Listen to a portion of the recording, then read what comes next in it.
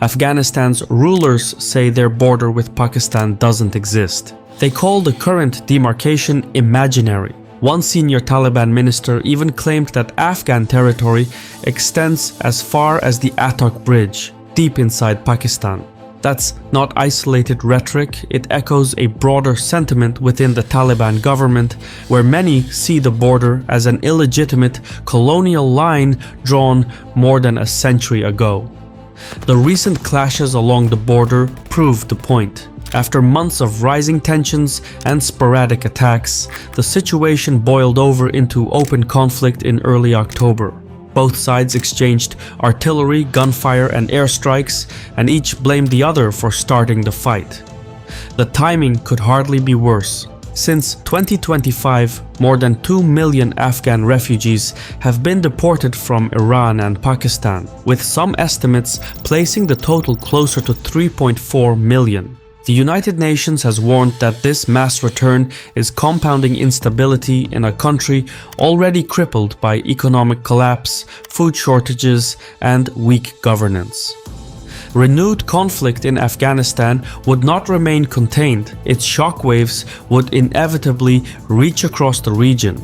History offers a grim warning. For centuries, Afghanistan buried empires that sought to conquer it. Yet now, in chasing the ghosts of lost glory, it risks joining them in the same soil.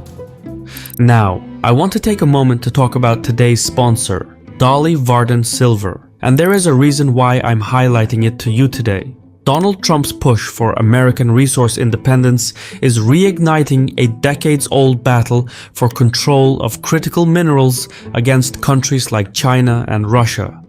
The Silver Institute says 2025 marks the 5th straight year of a global silver deficit, and production just can't keep up. The world's leaders know this, and silver is skyrocketing to all-time highs. So, this is the breakout opportunity for the silver market. Dolly Varden Silver is a pure silver company based in Canada's Golden Triangle, one of the richest mining regions in the world. In the last 3 decades, it produced over 1.2 billion ounces of silver worth over $68 billion. The Brucejack mine, located directly beside Dolly Varden, sold for $3.5 billion in 2022. Dolly Varden has billionaire backers, including mining legends Eric Sprott and Rick Rule. They just recently raised $30 million, and the management grew the company from a $20 million to a $500 million market cap, and that wasn't in a bull market. This is why Dolly Varden is my #1 silver stock in this market. Check out ticker DVS on NYSE and DV on TSX. Visit the link below to learn more about the company and invest through Orbiton, which is securely integrated with all major brokerages. And, as always, make sure to do your own due diligence. This is not investment advice. Since taking control of Afghanistan in August 2021, the Taliban has allowed militant groups to operate freely inside its territory. While the Taliban itself has not carried out major attacks outside Afghan territory, they have given shelter and support to terrorist cells that undermine regional security, particularly at Pakistan's expense. One of these groups is the Tehrik-e-Taliban Pakistan, or TTP for short, which is an anti-Pakistan militant organization with massive territorial claims. The Afghan Taliban reportedly supports the TTP with weapons, training, and safe locations, especially in the eastern provinces of Kunar and Nangarhar. Of course, the Taliban denies involvement, but many within its senior ranks have close ties with TTP militants, and TTP leaders have appeared openly at official events in the Afghan capital. As a result, Pakistan accuses the Taliban government of failing to constrain the TTP, if not outright supporting it. This accusation, however, is tied to a much older grievance, one that traces back to the Durand Line. Drawn in 1893 by the British Empire, the Durand Line split ethnic Pashtun communities between Afghanistan and what later became Pakistan. The line itself was based on the range of British rifles, not on where people actually lived. Little to no consideration was given to geography, history, or the realities on the ground. For the locals, the agreement was a disaster. It cut through communities that had coexisted for centuries. The Pashtun people were particularly affected. The new border divided their towns and cities. Even now, 132 years later, successive Afghan governments continue to reject the Durand Line. That's not surprising though. Nearly 3 times as many ethnic Pashtuns live in Pakistan as they do in Afghanistan, which has always fueled strong irredentist feelings in Kabul. So, while Islamabad treats the Durand Line as a recognized international border, Kabul, and by extension the TTP, views it as illegitimate. The TTP's self-proclaimed objective is therefore to stoke instability and undermine Pakistan's authority in Khyber Pakhtunkhwa and parts of Balochistan, and then have these regions join Afghanistan. This is the map often associated with that claim. An Afghanistan that borders the Indus River at the Attock Bridge and snakes down along the river to the sea. It encompasses all ethnic Pashtun territories and then some. There is, of course, strategic planning behind this territorial claim. If an Afghan government were ever able to unite the Pashtun people into a single political entity, Pashtun dominance, currently about 40% of Afghanistan's population, would grow stronger. Moreover, control over sparsely populated Balochistan would give Afghanistan access to the sea. These two goals, becoming an ethnic majority and escaping landlocked isolation, could form the foundation for a modern, centralized Afghan state. It's a vision that has been shared by all Afghan governments, old and new, including the Taliban and the TTP. However, it's doubtful that Pakistani Pashtuns would want to join with their Afghan kin, just as it is unlikely that ethnic Balochi would want anything to do with Afghanistan. Pakistan has plenty of social and economic problems, but it's miles ahead of Afghanistan in all metrics. Still, such facts may prove irrelevant. Ordinary people rarely get to decide their fate when caught in the gears of geopolitics. This post by the Afghan Interior Ministry leaves little to interpretation. It literally says that the Durand Line between Afghanistan and Pakistan was imposed by force and that the Taliban seeks to reclaim the usurped territories. Broadly speaking, while the Afghan position is understandable, it is by no means unique. In fact, many ethnic communities are divided by borders. It's almost a common feature. Heck, even within Afghanistan, there are ethnic groups that are split from their counterparts abroad, including the Persian, Tajik, Uzbek, and Turkmen communities. And while the Durand Line was indeed drawn by the British, so too were all of Afghanistan's other borders. The northern boundary with Uzbekistan and Tajikistan was delineated by the British diplomat Nicholas O'Connor, while the western frontier with Iran was mapped by Louis Dane. So if Afghanistan can claim half of Pakistan's territory on ethnic grounds, it inevitably raises questions about its own legitimacy, since roughly 60% of Afghanistan is inhabited by non-Pashtuns. The point is, the Taliban's nationalist and irredentist logic is short-sighted. These types of conflicts always cut both ways, and if pressed on, the blowback could be unimaginable. Since early 2024, tensions between Pakistan and Afghanistan's Taliban government have spiraled out of control.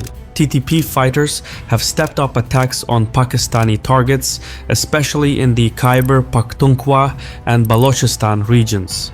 For comparison, more than 2,600 Pakistani security personnel have been killed in the last 4 years. Media outlets in this part of the world are tightly controlled, so it's nearly impossible to verify some of the details independently. But we do know the following. In March 2024, Pakistan launched airstrikes on suspected TTP hideouts inside Afghanistan, prompting Kabul to denounce the raids as a violation of sovereignty. A few months later, in September, new skirmishes erupted when Afghan Taliban border guards exchanged fire with Pakistani forces near Kuram and Khost. By December 2024, Pakistani strikes in Paktika again targeted TTP camps, killing civilians and drawing strong protests from Kabul. The following year, in March and April 2025, there were major infiltration attempts by TTP militants into Pakistan's Waziristan region, and dozens were killed as a result. Since these events, the conflict has only accelerated. Pakistan changed its rules of engagement in August and went on the offensive. It launched a massive counter-terrorism operation against the TTP in the northwest of the country. This operation is still ongoing as we speak, and it underscores that Islamabad is now at the tipping point at which it believes it has no choice but to take unilateral action against the TTP. Since then, hostilities have continued to intensify. On October 9th, TTP militants ambushed Pakistani paramilitary troops, killing 11. A day later, Pakistan responded with airstrikes in Kabul and other Afghan positions, where senior TTP leaders were believed to be in hiding. In retaliation, Afghan Taliban forces, not the TTP, targeted Pakistani border posts along the Durand line. This fueled hours of the most intense skirmishes reported between the two sides since the Taliban retook control of Afghanistan in 2021. Both sides claimed to have inflicted heavy casualties on the other, while claiming to have sustained far fewer casualties themselves. Both sides also reported to have captured dozens of the other's border outposts during the fight. Again, in this corner of the world, these allegations are difficult to verify independently. After more than a week of fighting, mediators from Qatar and Turkey brokered a ceasefire on October 19th. Pakistani and Afghan Taliban officials pledged to curb cross-border violence and rein in militant activity. But that truce is already looking shaky. Small-scale clashes between Taliban, TTP, and Pakistani forces are sporadically ongoing and will likely persist for some time. Internal factionalism within the Taliban further complicates the enforcement of any truce. While the Taliban and the TTP have close ties, the latter enjoys complete autonomy. If the Afghan Taliban were to come down hard on the TTP, it would risk internal dissent, and so the Taliban has to cater to its internal jihadist ecosystem. Truce is therefore unlikely. But suppose, for argument's sake, that a genuine truce was restored and maintained, resolving the underlying reasons for the conflict would be exceedingly tricky. The geography of the region doesn't help either. South Asia and Central Asia form an interlinked security landscape. Any escalation could quickly draw in powers from far and near. Qatar has stepped up as a mediator and is now hosting talks. Doha maintains open channels with various factions within the Taliban when few others could, and this could be instrumental. Saudi Arabia could also get involved given its mutual defense pact with Pakistan. The Saudis view regional stability as crucial to safeguarding their growing security and economic ties with Islamabad. China, too, has stakes in the outcome. It previously mediated between the Afghan Taliban and Pakistan and holds enormous economic interests in regional stability, particularly in Pakistan. Even the United States could enter the picture. Trump has expressed interest in Bagram Air Base, and Pakistan's outreach to Washington could pave the way for US involvement, though it would come with high costs and security risks. India, meanwhile, may see opportunity in the chaos. Afghanistan is rich in rare earths, and with China's export controls in place, India's defense industry is left with growing shortages. New Delhi would therefore welcome any chance to secure rare earth deposits, even if it means strange bedfellows. Interestingly, the Taliban's reimagined map of Afghanistan, where the border extends to the Indus, leaves out the disputed Kashmir region entirely in the hands of India. This suggests a larger strategic move, in which India and Afghanistan team up to pressure Pakistan from both sides. It so happens that the Taliban's foreign minister visited India precisely as border clashes with Pakistan were escalating. The details of their discussions remain undisclosed, and the timing may well be coincidental. However, it could just as easily signal a deeper strategic alignment taking shape. Even so, the interplay here is complex. India joining forces with the Taliban is not exactly a good look, and Pakistan could counteract by strengthening ties with Bangladesh or backing the revival of the Northern Alliance. The outcome could be a new, fragile balance, with layers of deterrence stacked on one another. All of this suggests that more episodes of cross-border attacks between the Afghan Taliban, the TTP, and the Pakistani army are likely in the coming months. That is hardly what the region needs though. Afghanistan has not seen a single year of peace since 1978, and now the Taliban leadership is steering the country toward yet another war.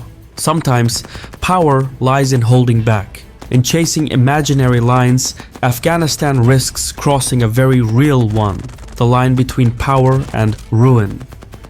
I've been your host Shirvan from Caspian Report. If you approve of what we do, please leave a comment, hit the like button, and mayhaps share the video. In any case, thank you for your time, and Sawal.